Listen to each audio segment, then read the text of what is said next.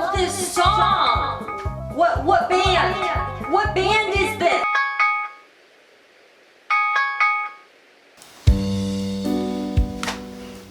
Hello, it is I, Rip Van Dinkle. Here to talk to you a little bit about bed frames. Humans spend about a third of our life sleeping, so you want to make sure that your bed frame is an oasis. And if you subscribe to the ideas of feng shui, you'll know that the bed frame is a very important piece to creating clean energy flow throughout the room. Ow! Having a solid headboard creates stability, and then having airflow underneath your mattress creates easy and clean flow of energy throughout the room. But it doesn't take a feng shui expert to realize that this is better than this. No mattresses on the floor, Kyle! In furniture making, it's pretty easily recognized that takedown furniture is not the best quality. Like, think about an IKEA piece of furniture. It comes in like a million pieces. There's all these screws and like the joints don't really like stay together that well. It like kind of wobbles back and forth. You know, something put together with fasteners like that is never gonna be as strong as a fully glued, you know, solid dovetail or mortise and tenon. But for bed frames, they actually do have to be takedown to some degree, because no matter where you live, I highly doubt you'll be able to get a queen size bed frame through your bedroom door. It's just not big enough. The bed frame can never be permanently secured together because, yeah, how are you gonna fit it in a car? So if you're building a bed frame yourself, I highly recommend you get specialized bed frame hardware. This will make it super easy to connect all four corners of your bed. So why use bed frame hardware? Why can't I just screw all four corners of the bed together once I'm in the bedroom? Well, you could do that, but it's just a way more difficult and annoying option. Bed frame hardware creates a super easy, repeatable, no tools assembly of your bed frame. And this is especially important if you want to deliver the bed frame to someone else and give it to them for the rest of their life. You don't want them having to deal with a bunch of complicated assembly with power drill and a bunch of specialized tools. You want it to be super easy for them. And after you've made this whole bed frame, you've delivered it to its final resting place or your bedroom, you do not want to be hunched over on the floor with your power drill and a bunch of screws in one hand or some screws in your mouth, and you're trying to hold up the side rail and hold up the footboard and get it all to come together right. It's just so complicated, and I don't want myself or you to ever be woodworking in your bedroom or your living room. It's just a horrible situation to have to actually build stuff in the room it's going in, because you're getting sawdust all on the carpet and there's tools everywhere and you're just destroying your living room and your bedroom and your life, and it's just not a good situation. So if you can avoid it, that's a really good idea. And I've seen so many DIY bed frames built in this way, where they're assembled and really built in its final resting place. So there's like a lot of YouTubers where they'll have like a big loft apartment where their workshop is, or they'll have like a giant garage where they build this bed frame, and then they stage the final bed frame like in their garage, and it's like, okay, like that's nice, but it's not really feasible for the average person, because how are you going to get that bed frame out of there? You need at least 2 people, maybe 3 people to lift the whole bed frame that's fully secured at all corners. And what vehicle is it going to fit into? What door is this bed frame going to fit into?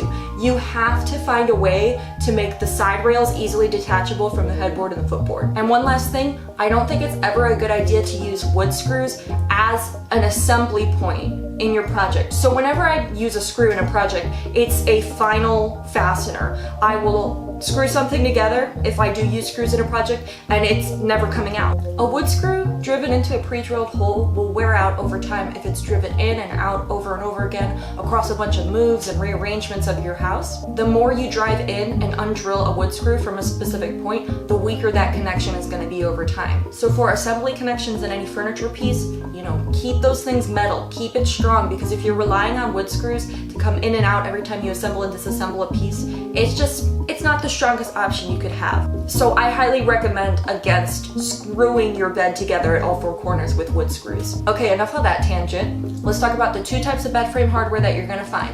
There is mortised bed frame hardware and non-mortised bed frame hardware. For those of you who don't know, a mortise is the woodworking term for a square hole. So this is a mortise, this is a mortise. You get the idea. Let's start with the easier option, non-mortised. So this is super easy to install for any beginner. Literally anybody who owns a power drill can install this. So the way they work is a hole bracket goes on the headboard and the footboard corners, and then a pin bracket attaches to each of the side rails. The pins interface with the hole, and then they push down to secure the joint. When installing these type of brackets, you want to make sure all the brackets are the same distance from the floor. Start by installing the pin brackets at the very end of each side rail. Pre-drill, always pre-drill to prevent wood splitting, and then use the screws that were probably included with the purchase to secure the pin brackets to the side rails. And then once you've done that, take the whole brackets and mark the distance of the side rail plus the distance of the pin bracket into the leg. And you can also add more distance if you want a reveal on the side rail, or you can keep the side rail flush. So pre-drill again and screw the whole bracket on. Put it together at all 4 corners and see how you did.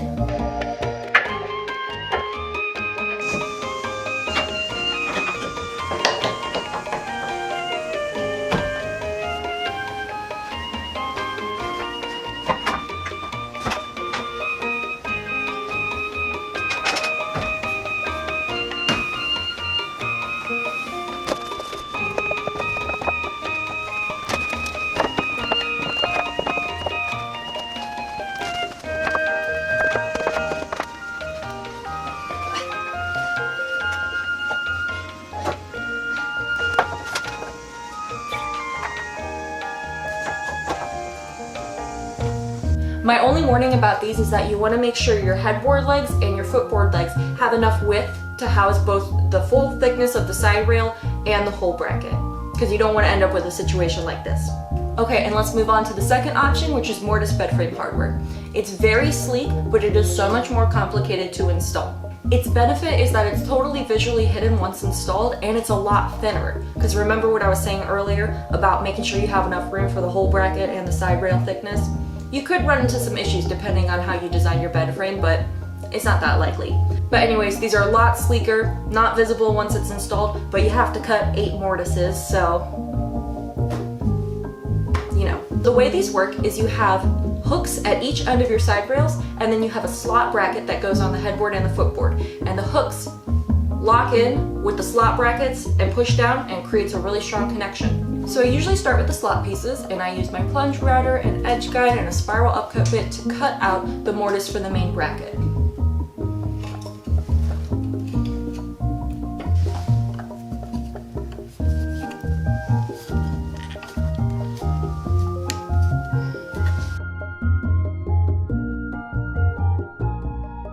Then I mark the 3 holes for where the screws go.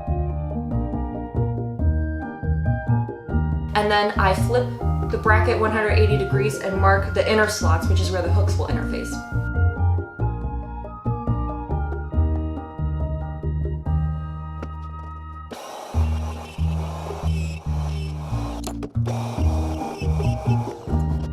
And so once all these mortises are cut, I install the bracket, making sure that it's oriented so the slots are closer to the top.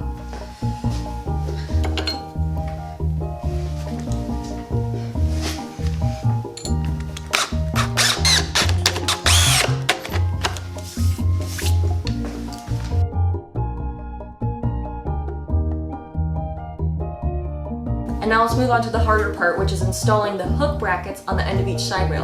And this is super annoying because I use a plunge router to make these mortises, but it's on the very end grain of this long piece.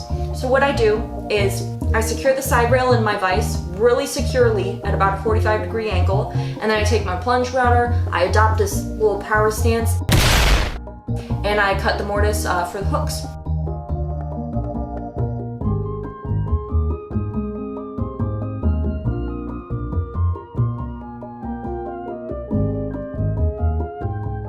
And then once that fits all good, I screw it on there and I make sure it's completely flush with the surface. And then that's the final assembly of that, you know, hook it all together and see how it looks.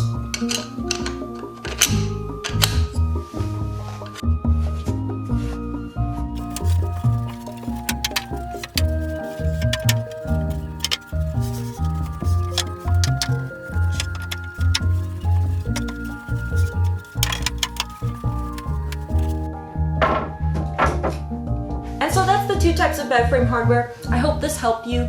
You know, I would definitely go with the non-mortise hardware. I would only do the mortise hardware if you're just feeling really fancy and you want to test your skills. But the non-mortise hardware is just fine. Have a good night. Sleep well.